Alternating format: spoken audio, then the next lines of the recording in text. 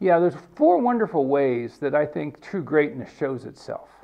And this is the capstone of our diagram for a grace-based environment in our home or in our marriage.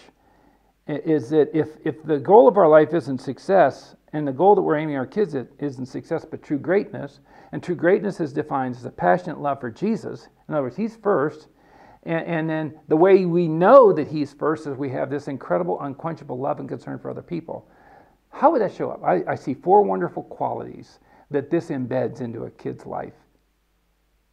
A humble heart, a grateful heart, a generous heart, and a servant's heart. Humility, gratefulness, generosity, servant spirit. Those are the qualities of true greatness. When they are in place, they are indicative of the heart of God. Because you can see Jesus did He was humble, He was grateful for the role that He was called to come and redeem us. He never was bitter about that, and He was generous by giving His own life, and He was so servant-spirited. And He says, I want you to be that. Now, here's how you don't build those into your kids. You say, you don't watch this video and say, hey, we're going to have a wonderful Bible study on 4 wonderful qualities, and I'm going to teach what these wonderful qualities are. Here's some scriptures on them, memorize these, and boom, there we go. Because that's the grand delusion that evangelicals have been running under too long. They think that just because I teach my kids something academically, they've got it. No, here's how you do it. First of all, if you want to raise kids that leave your home with a grateful, generous, a grateful heart, a generous heart, a servant's heart, and a humble heart, then have them in your own life be a humble, grateful, generous, and servant-hearted person and parent and spouse. In other words, you show them what this looks like. And then the second way is you make humility, gratefulness, generosity, and servant spirit the expectation in your home, not the exception. In other words, you say, by the way, that's all that works here. We're grateful, we're humble, we're grateful, we're generous, we're servant-hearted. You're arrogant? That doesn't work. You'll always get pushed back. You're ungrateful? I'm sorry, that will always get pushed back. And so forth. You don't want to help? You don't want to pull your weight? I'm sorry, that's always going to cost you. In other words, you get to where they realize if I am not these things, it's not going to work. All we are around this home is we're humble, grateful, generous, servant-hearted people. And to one another and to our neighbors, when we go to school, when we go to work. In fact, it should be, if we're a grace-based Christian family, it should be a benefit to everybody that lives around us. They should be so glad this family lives in this block or in this apartment. This kid comes to my class. And then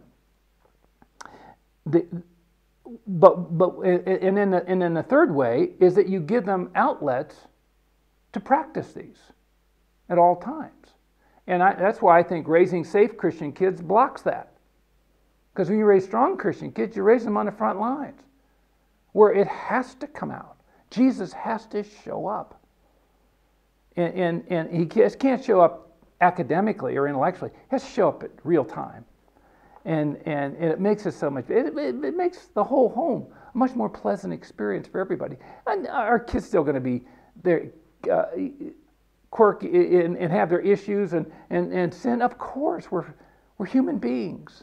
But when we have a climate and a culture of grace, everything changes. In fact, let me give you an illustration here to try and see the difference between the truth of God and the grace of God. Because the way we like to say it, we want to create homes that are guided by God's truth and tempered by His grace.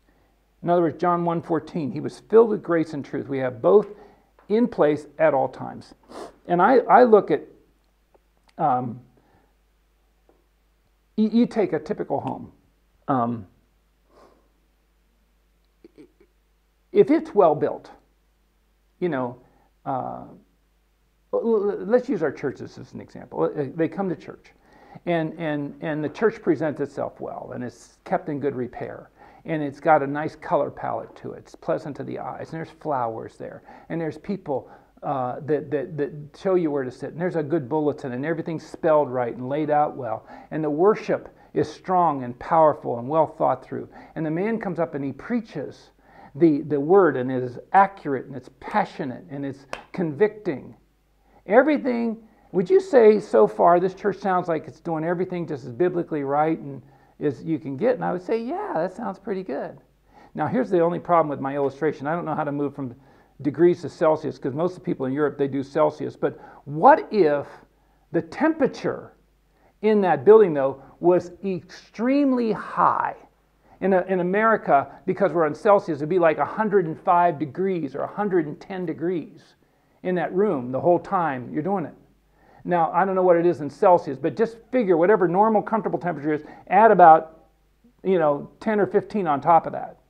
Well, it wouldn't matter how right you're getting it biblically. It wouldn't matter how right the worship is. It wouldn't matter how pleasant everything looks. Nobody would be able to really focus in on it and really experience it and enjoy it because they're so uncomfortable. Or let's take the temperature way down to where it's below freezing and they're all dressed just like I am. See, once again, it wouldn't matter how accurate the Bible or the apologetical arguments or the theology is and all that stuff, you wouldn't be able to appreciate it because you're so cold. Now, it's grace that sets the climate, the temperature in these kind of things. And so a church without grace, I don't care how passionate and how accurate it is biblically, is deluding itself to think it's going to have a transformational impact in people's lives. In the same way, a family, parents, if we don't have grace, is the temperature within the family, we're kidding ourselves thinking, I don't care, you can send them to Christian school, you can have devotions every day. You're not going to get the results you want. It's when they see, that they feel and sense God's heart of grace in the way we treat them, not just in what we teach them. That's when God transforms his heart. That's when Jesus not only takes up place in their head, but their heart, and he starts living out. It changes everything.